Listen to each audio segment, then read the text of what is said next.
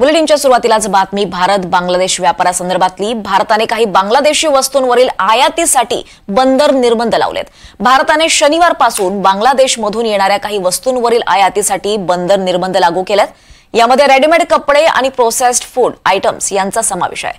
वाणिज्य मंत्रालयाच्या अधिपत्याखालील परकीय व्यापार महासंचालनालयानं या संदर्भात अधिसूचना जारी केली आहे। मात्र हे निर्बंध नेपाळ आणि भूतानसाठी भारतातून ट्रान्झिट होणाऱ्या बांगलादेशी वस्तूंवर लागू होणार नाहीत, असं सुद्धा स्पष्ट करण्यात आलं आहे।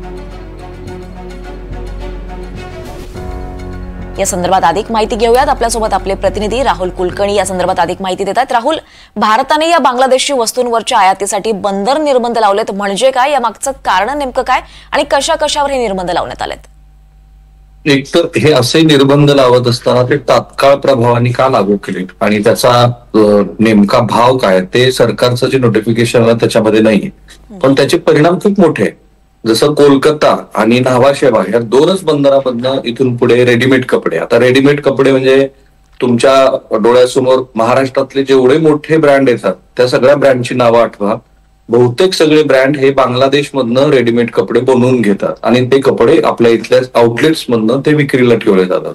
आता जर केवळ दोनच ठिकाणी म्हणजे केवळ कोलकाता आणि न्हावा शेवा ह्या दोनच बंदरामधनं रेडीमेड कपडे येणार असतील तर देशाच्या इतर भागामध्ये, समजा नॉर्थ भागामध्ये, पंजाबमध्ये, दिल्लीमध्ये किंवा अगदी मध्य भारतामध्ये जेव्हा हे कपडे घेऊन जायचे त्यावेळेला त्याचा दर वाढणार आहे, कारण ते त्याच दोन बंदरात येणार आहेत। त्यामुळे असं दिसतं आहे की प्राथमिक दृष्ट्या की जे रेडीमेड कपड्याचं बाजारपेठ हळूहळू बांगलादेशच्या ताब्यात गेलेली आहे त्या बाजारपेठेला कुठेतरी सरकारनं बांध घालण्याचा प्रयत्न सुरू केलाय। त्याबरोबरच जे यान असतं, जे कच्चे धागे असतात, ज्याच्यातनं आपल्या इचलकरंजीमध्ये, ज्याच्यातनं आपल्या सांगलीच्या काही भागात विदर्भामध्ये किंवा मुंबईमध्ये कपडे तयार होतात भिवंडीमध्ये, तर त्याला सुद्धा हेच निर्बंध लागू करण्यात आलेले आहेत।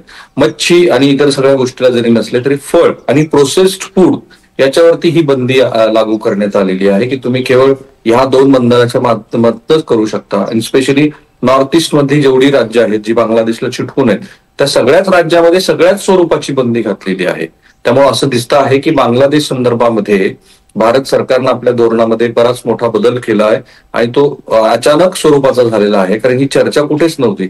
एक शक्यता अशी वर्तवली जाते की आपला फ्री ट्रेड अग्रीमेंट जे आता युके बरोबर होत आहे त्याच्यामध्ये रेडीमेड कपडे ह्या संदर्भामध्ये एक मोठा धोरणात्मक निर्णय झालाय। आपल्याकडच्या रेडीमेड कपड्यावरती युके मध्ये इथून पुढे टॅक्स असणार नाही, असला तरी खूप कमी स्वरूपाचा असेल। तर त्या सगळ्या धोरणाची एकमेकाशी सांगड घातली तर बाजारपेठेमध्ये जे रेडीमेड कपडे भारतामध्ये तयार होतात त्यांना देशांतर्गत आणि आंतरराष्ट्रीय पातळीवरती चांगली बाजारपेठ उपलब्ध व्हावी ह्या दृष्टीनं सरकार प्रयत्न करत आहे असं दिसतंय। आता राजनैतिक पातळीवरती असं आहे की बांगलादेश बरोबर हे नवीन सरकार जे लष्करी अधिपत्याखाली आहे आणि भले ते जे मोहम्मद युनूस हे प्रमुख असले, जे नोबेल पारितोषिक विजेते आहेत, तरी सुद्धा भारताबरोबर त्यांचा फार चांगला संबंधाचा भाग आहे असं आता दिसत नाही। त्यामुळे राजनैतिक पातळीवरती सुद्धा बांगलादेशला कुठल्या ना कुठल्या स्वरूपामध्ये हा संदेश दिला गेलेला आहे आणि तेव्हा की जेव्हा जगामध्ये टेरिफ वॉर सुरू आहे आणि त्याचा फटका भारताबरोबर बांगलादेशला सगळ्यात जास्त होतोय, कारण बांगलादेशमधूनच अमेरिकेमध्ये रेडीमेड कपडे निर्यात केले जातात। निश्चितच धन्यवाद राहुल, आपण दिलेल्या या सगळ्या सविस्तर माहितीसाठी।